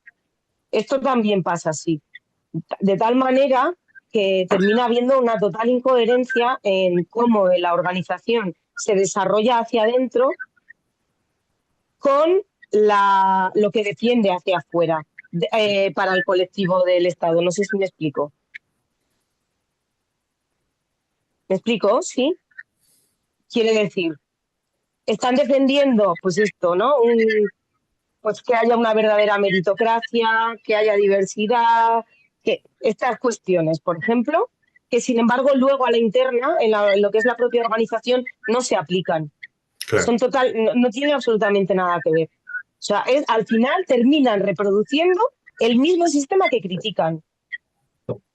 Y esto pues también hace que muchas personas que nos acercamos a partidos, que yo, por ejemplo, me acerqué tarde en mi vida política, comenzó, digamos, más activa a los 35, con el 15M, pues mi experiencia no fue positiva, porque para mí yo no podía vivir con esa incoherencia, lo que defiendo con lo que soy.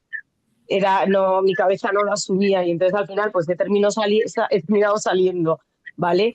Pero es muy frustrante. Es muy frustrante. Y yo creo que también en parte ocurre porque al final hay gente dentro de los partidos que su vida diaria, o sea, su sueldo, su sustento, depende de la permanencia de ese partido, de la supervivencia de ese partido, de la estructura de ese partido. Esto creo que es una de las causas. A lo mejor si existiera esa renta básica universal de la que se habla mucho y los sustentos estuvieran garantizados, pues a lo mejor sería diferente. O que no hubiera tanta diferencia entre los sueldos que existen dentro de la política con los sueldos que existen en la vida diaria, en la vida cotidiana para la mayoría. Porque es que se vive muy bien. O sea, la gente que consigue posición dentro de los partidos vive muy bien. Y no me refiero a una alcaldesa de pueblo como yo, me refiero a gente que consigue llegar en el partido a posiciones más elevadas. Se vive muy bien en comparación con lo que vive mucha gente de su generación en la sociedad actual. Y creo que eso influye mucho. O sea, quizá digamos, con respecto, por ejemplo, a aquel momento, digamos, de transición entre el 15M y Podemos, en retrospectiva, digamos, es un poco brindis al sol, porque ya en retrospectiva es fácil ver por dónde podrían haber ido las cosas, ¿no?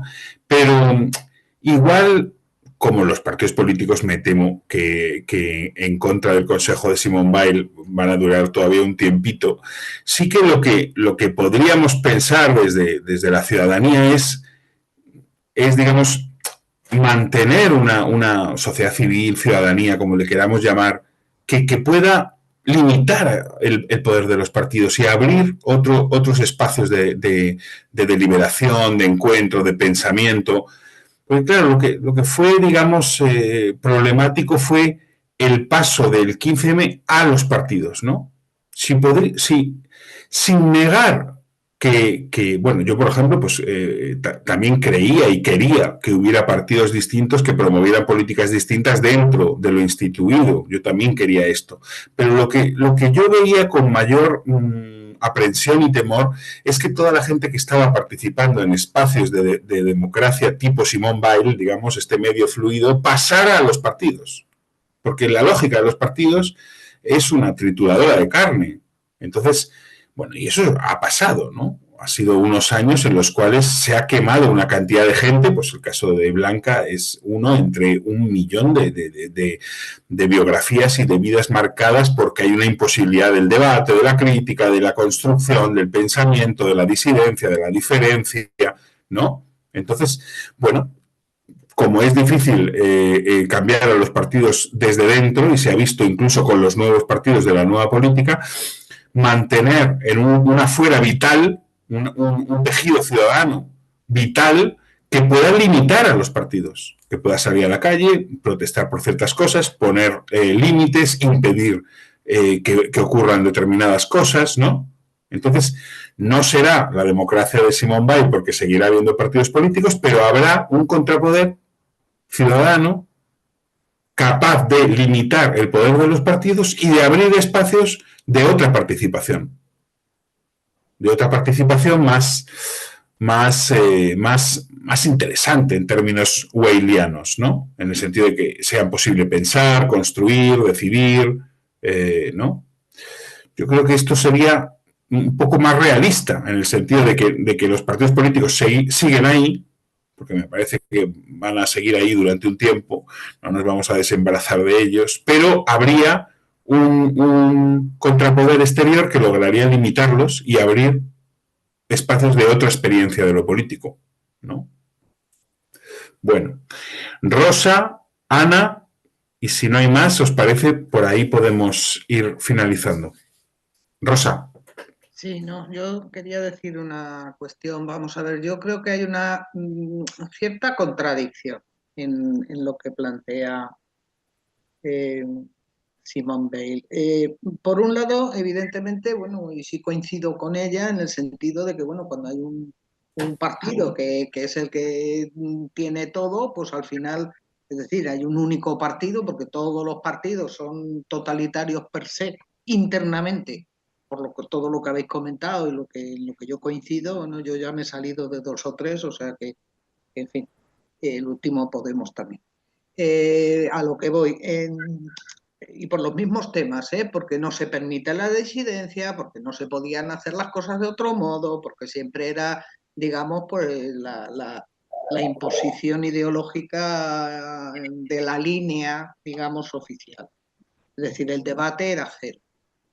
Pero yo creo que hay una cierta contradicción que me llama un poco la atención. Es decir, cuando Simone Veil dice no puede haber un partido y la democracia no es totalitaria, o los sistemas democráticos no es totalitario, porque hay más partidos disputándose también el poder, es decir, hay más partidos.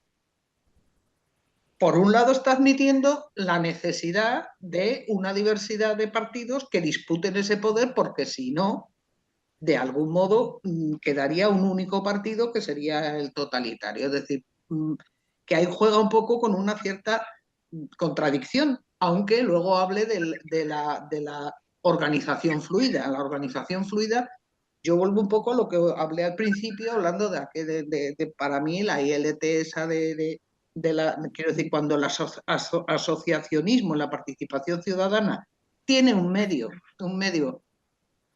para poder articular las propuestas, como puse el ejemplo de la ILP de la eutanasia, es correcto esa participación y se les da un espacio político. Pero el espacio político vuelve a estar dentro del poder, que para mí es la contradicción. Vuelvo a decir, ahora mismo nos podemos intentar contrapartidas en asociacionismo, en distintos ámbitos, en asociaciones, en fin, en distintos ámbitos. Pero, ¿cómo se puede articular de algún modo esa contraposición al poder? Es decir, habría que, de alguna forma, modificar, quizá lo que planteaba la otra compañera, de modificar en un momento dado los sistemas de elección de nuestros representantes, que puedan dar cuenta, que sean más cercanos. Hay que abordar también no es decir solamente no hay partidos, sino, ojo, a lo mejor los partidos pueden seguir y deben de seguir, creo que deben de seguir, porque de alguna forma articulan también bueno, pues las diferencias y el debate, pero hacer ese debate y esas diferencias a un nivel más cercano, donde pueden tener un control por parte de la ciudadanía. El ejemplo del ayuntamiento pequeñito que tiene la asamblea de ciudadanos, que son las que controlan al alcalde. Pero claro que eso es complicadísimo en una gran ciudad y no digamos en el Estado. Lo que quería decir es que creo que hay una cierta contradicción en cómo se articula, porque solo reuniéndonos en plazas públicas, como nos pasó con el 15M, pues al final, salvo cuando se articuló como partido y casi gana las elecciones, pues es que nos veíamos, sí, allí acampados y bueno, muy bien, y un movimiento guay, pero sin capacidad de modificar las estructuras del Estado, hasta el momento en el que se intentó el asalto precisamente al poder. En ese asalto al poder era un partido que podría convertirse en totalitario, que al fin y al cabo en su interno también se convirtió en totalitario, en mi opinión.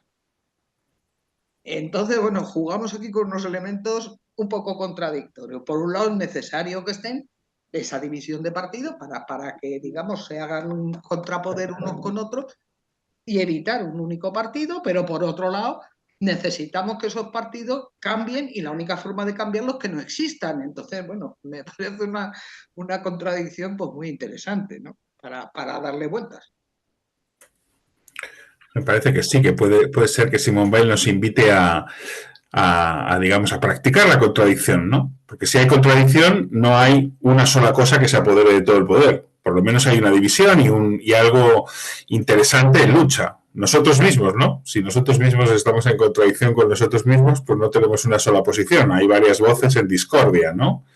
Entonces yo creo que Simone Weil nos invita a la contradicción. Y cuantas más contradicciones y cuanto más puedan esas contradicciones convivir, sin embargo, mejor, ¿no?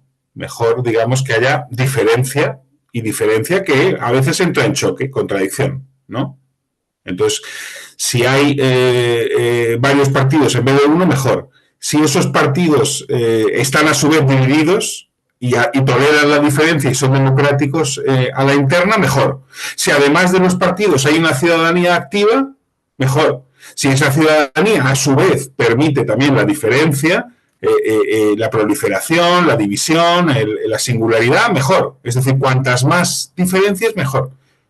Y que esas diferencias logren hacer coexistir una sociedad también, ¿no? Bueno. Ana. Que a mí, por ejemplo, lo que me invita el texto de Simone Weil es a no escaquearme de mi responsabilidad, por decirlo de algún modo, ¿no? Pero leyendo la responsabilidad, como una responsabilidad, lo que se comentaba antes, creo que eras tú, entre lo singular y lo común. O sea, no es una responsabilidad que yo confunda con mis intereses, o sea, o que debiésemos confundir con nuestros intereses, sino una responsabilidad, yo creo que por el otro. O sea, cuando ella introduce la cuestión de lo justo, solo lo justo es legítimo, yo creo que nos convoca a no participar solo en, sea con el voto, o sea con el asociacionismo, o sea con la disidencia, o sea con la protesta, no a mirarnos al ombligo, que yo creo que es una de las cuestiones por la que ahora es tan difícil articular una alternativa, porque hemos entrado también en esa lógica tan individualista de los intereses de cada uno que confluyen y quién se impone, o sea, y cuáles se imponen, que perdemos la perspectiva de la dimensión de lo justo. Antes en el chat comentaba otra compañera, bueno, también ha pasado por el Parlamento que se convoquen, por ejemplo, pues se construyan CIES, haya leyes de extranjería, etcétera, etcétera. O sea que yo creo que para mí, básicamente, como ella apela a lo justo, me convoca una responsabilidad, pero una responsabilidad que es por el otro. No, y de lo mío qué, sino si yo me preocupo del otro se preocupará también de mí, o sea, se generará lazo. O sea, que creo que es una de las cosas que se rompe ahora en esa lógica partidista en donde vamos como electores aislados que depositan el voto y hacen unas mayorías, como diría el Pío Baroja, la democracia es el absolutismo del número, ¿no? Pues leído en la dimensión de votos, sí, es así.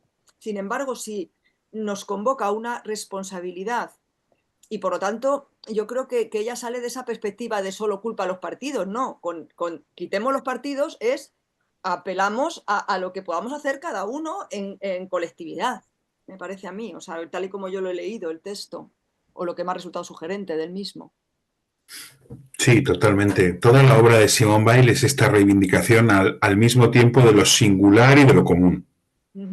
Es decir, lo propio, lo de cada uno, el esfuerzo de cada uno por pensar, ¿no? Toda esta reivindicación que hace ella del pensamiento como que está arraigado en cada cual, ¿no? En la autonomía de cada cual, en la capacidad de cada cual, que no debe ser delegada, que no debe ser...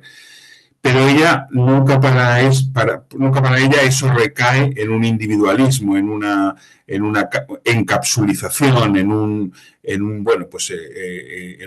aislamiento, ¿no? Sino al revés, digamos, desde ahí en una apertura al otro, ¿no? Toda la obra de Simone Weil, su reflexión sobre la responsabilidad, sobre la apertura al otro, sobre el lazo, sobre la atención, es una filosofía de la relación, ¿no? Una filosofía de la relación. En realidad, para ella, digamos, yo creo que ella critica siempre lo mismo en diferentes escalas. El partido político, en la escala individual, es el yo. Y Simone Weil es una enemiga del yo. El yo es como un partido político en pequeñito. El egoísmo del yo, el narcisismo del yo, ¿no? yo he entendido así, como un pequeño núcleo de poder, que es como una pequeña bola de billar que siempre digamos, es autorreferente y que solo quiere, digamos, acrecentar su propio poder, ¿no? Entonces, para ella, la crítica de ese encapsulamiento es precisamente porque impide la apertura al otro, ¿no? Pero la apertura al otro no debe ser la apertura al otro para fundirme con un otro que ya me impida ser yo mismo, ¿no? Es esa dialéctica, ¿no? Es esa dialéctica. Ni atomización individualista, ni colectivización forzosa. Lo singular y lo común. Lo de cada uno, pero que puede entrar en vínculo con los otros. En vínculo amoroso con alguien. En vínculo de trabajo colectivo con un grupo. En vínculo, ¿no? Lo singular y lo común. Esa es la filosofía de Simone Weil. Contra el nosotros en bloque y contra la atomización del individuo de cada uno por su lado. Claro, y luego también creo que por unas causas justas, o sea que, y eso claro, también introduce la dimensión del conflicto, y el conflicto en muchas ocasiones no está exento de violencia, o sea, y querría diferenciar entre la violencia y la crueldad, o sea, pero hay algo de la dimensión de la búsqueda de lo justo que no nos va a proteger totalmente de recurso a... No digo de la violencia como recurso, sino de la violencia en primer lugar recibida, porque cuando tú vas a ir en contra en la lucha por algo, por un interés legítimo, digamos, del bien, de algo más justo, ¿no? No es que tú inicies la violencia, sí, rompes contra un orden establecido, pero la vas a recibir, o sea, hay algo, y creo que en la vida de ella también sea testimonio, ella viene aquí en el 36, ¿no? Y se la juega, o sea, que hay algo, lo digo por la relación que estamos teniendo en este espacio también para pensar el odio, ¿no?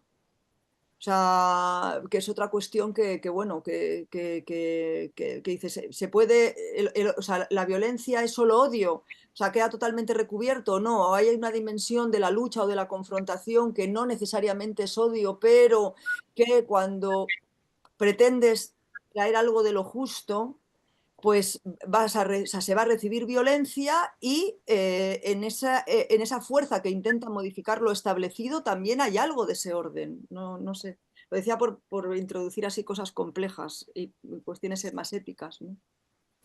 O sea, ella creo que podemos decir que hace una diferencia entre eso, como decíamos antes, ¿no? Entre el conflicto y la guerra. El conflicto pasa por la presuposición de que el otro tiene un derecho a la existencia, pero hay un choque. Y la guerra lo que quiere es el exterminio del otro. Lo que ella finalmente critica en su propio bando anarquista cuando viene aquí, que es objeto de mucha polémica y de discusión con los propios compañeros anarquistas, es que ella dice, bueno, claro, qué difícil, ¿cómo hacer la guerra sin caer en la guerra, ¿no? Que es lo que ella llama la fuerza, la tentación de la fuerza. Ella dice la fuerza, sería entrar en otro debate, ¿no? Pero la fuerza, que es para ella una figura muy importante, o la gravedad, que es lo mismo, lo que quiere es la aniquilación del otro. Entonces, ella siempre está muy atenta en su propio bando para que el conflicto no se convierta en guerra. ¿Puede hacerse la guerra como un conflicto en lugar de como una guerra? ¿Podrían haber los anarquistas, digamos, combatido al enemigo sin querer exterminar al enemigo? Para Simone Weil, sí. Se puede, como ella dice, ¿no? Hacer la guerra sin adorar la fuerza que quiere siempre eliminar al otro, ¿no? Por eso ella siempre pensó cómo sí, había veces en que incluso la violencia es necesaria, ¿no? Como en el caso de la Guerra Civil o la Segunda Guerra Mundial, pero cómo evitar esa violencia que finalmente se convierte en una espiral que no es posible atajar y que acaba en la destrucción del otro y de ti mismo, ¿no? Ella lo piensa a través de una reflexión muy bonita que podéis encontrar en la red sobre el poema de la Ilíada. El poema de la Ilíada o el poema de la fuerza se llama, un texto precioso de Simone Weil pensando esta cuestión de la fuerza y cómo combatir sin activar la fuerza. ¿Qué otra fuerza puede ser la que empleen los débiles para no acabar pareciéndose al enemigo que combaten a la hora de combatir, ¿no? Entonces, entre conflicto y guerra, hacer una distinción. El conflicto no quiere eliminar al otro. La guerra quiere eliminar al otro, ¿no? Y esa es un poco lo que le lleva a ser crítica con los compañeros anarquistas en las ejecuciones que ella se presencia de falangistas y de sacerdotes, ¿no? No estaremos pareciéndonos al enemigo aquí, digamos, al pasar del conflicto a la guerra, ¿no? No estaremos deshumanizándonos también, no estaremos perdiendo de vista la humanidad del enemigo, incluso. ¿No es eso lo que nos diferencia del adversario? Otra concepción del conflicto, de la enemistad, de la pelea. Bueno, Antonio. No, una cosa muy breve y complementaria con todo lo que estáis diciendo. No conozco mucho a Simone Weil, pero me llamó mucho la atención cuando vi un poquito su biografía, ¿no? El hecho de que ella, dentro del mundo intelectual de izquierdas, tal, y lo que hace ella es que se va a trabajar. Quiero decir, que se pone en el lugar del otro, ¿no? En vez de hablar en nombre de, se pone en el lugar del otro para ver cómo pensar desde otro sitio, ¿no? Me parece, entiendo que una nota biográfica, entiendo que está muy vinculado, no conozco su pensamiento como para decir, eso le cambia el pensamiento, ¿no? Pero aparte de pensar, me parece lo consecuente que es, ¿no? Y lo importante que es también ponerse en el lugar del otro, no solo a nivel de pensamiento, ¿no? Sino de salir de tu propio sitio para ver, ¿no? Por ejemplo, lo que ha hecho Marta de meterse en política, ¿no? Seguramente si no estás ahí, no puedes ver y no puedes pensar desde ahí, ¿sabes? Y aunque, claro, la impotencia de no conseguir las cosas está ahí, pero el hecho de ponerse en ese sitio también es parte de la posibilidad de cambio, ¿no? Y me parece muy admirable por su parte. Yo creo que ese es un gesto constante en ella, la verdad. Como nunca estar cómodo con la propia posición. Nunca saber si eres si soy de los nuestros o no, ¿no? De hecho, pues hay una crónica, digamos, del encuentro que ella tiene con Durruti en el frente del Ebro en el 36, y todo el mundo dice que le puso los puntos sobre las íes, vamos, o sea, el gran líder, pues ella, por supuesto, vino y le cantó las 40, ¿no? Es decir, siempre está intentando que la diferencia, que el conflicto también se ejerza hacia adentro. Entre nosotros tiene que ser también el conflicto, pero no la guerra, ¿no? La crítica constructiva, como decía alguien, antes ha dicho alguien que es muy interesante, en el partido la crítica se confunde con la guerra. Es que si hay una crítica es ya la guerra. No, hombre, no. Si hay una crítica es para crecer todos. No es la crítica lo que nos hace crecer. No es que alguien nos critique desde el amor lo único que nos permite crecer. Un amigo, una amiga que nos dice, oye, y por ahí no, mírate esto. ¿No es eso lo único que nos puede hacer crecer? Alguien que nos critica, pero no para destruirnos, sino para mejorar. Entonces, en la cultura política de los partidos que ella está describiendo, toda crítica es enemiga. Sin embargo, lo que ella está proponiéndonos es que la crítica, la diferencia, el conflicto sean motores positivos. Los logramos asumir como motores positivos para crecer con ella, ¿no? Sí, además yo creo que ella lo que no busca o de lo que se protege bastante es de las pertenencias, de esas pertenencias ciegas, ¿sabes? O sea, está en una búsqueda permanente, como muy deslocalizada, ¿sabes? O sea, no es, o sea, me hace gracia, la otra compañera ha puesto eso, yo ya no sé, o sea, creo que ya no soy de los nuestros, ¿no? O sea, esta cuestión de estar siempre como en los márgenes, descentrada o deslocalizada, no con la pertenencia del argumentario, ¿sabes? Que efectivamente pues impide un pensamiento propio. De lo común, claro, o sea, no un pensamiento propio de mirarme a mí misma, ¿sabes? O sea... Exacto, pero no simplemente porque para reivindicar un gran personaje que no está nunca ni con unos ni con otros y que está más allá del, ¿no? Que también es una figura clásica en España, no, sino precisamente para poder escuchar algo del otro. Porque escuchar algo del otro no quiere decir que estoy de acuerdo con el otro, sino que escucho algo del otro y eso puede modificar algo mi postura. Digamos, una cosa es escuchar al otro y otra cosa es justificarlo, estar de acuerdo con él. Lo que pasa es que muchas veces desde la cultura que hemos heredado parece que escuchar al otro es estar de acuerdo con el otro. No, yo escucho al otro porque quiero entender además algo del otro. También estamos aquí para intentar entender algo de ese ascenso de los fascismos, ¿no? Pues hay que poner un oído también ahí. ¿Por qué la gente se deja seducir por Trump, por tal? ¿Son todos estúpidos, todos manipulados, todos idiotas o está pasando otra cosa? ¿No? Hay que tratar de poner un oído ahí. Poner un oído ahí no quiere decir que estemos de acuerdo con Trump o con quien sea, pero que queremos entender las razones de los otros, ¿no? Y ella siempre se puso ahí. Hasta un punto que era, pues eso, insoportable, la verdad. Insoportable. Simone Weil es un artículo famoso. Claro, de vulnerabilidad en ella, que ya se arroja casi a esa muerte tan joven y esa, no sé, un punto muy místico, ¿no? Muy sacrificado también, ¿no? Es un punto extremo. Ella realmente es una existencia extrema en esta incomodidad, en esta idea de que lo interesante de la vida viene atravesando algún tipo de incomodidad. Pensar algo a solas, quedarte solo, sin tu bando propio, sin el calor del establo, atravesar dudas, vacilaciones, la noche oscura del alma, ¿no? Siempre digamos que la incomodidad es el pasaje necesario para acceder a algo interesante, algo real, algo intenso.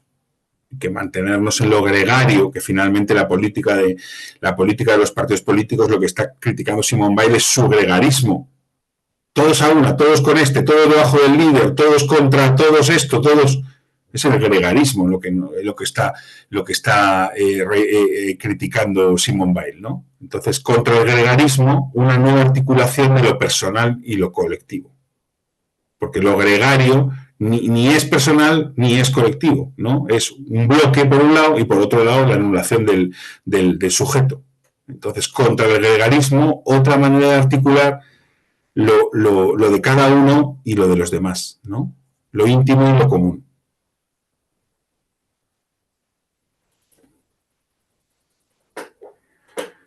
Bueno, queridos, queridas, pues si os parece lo dejamos ahí.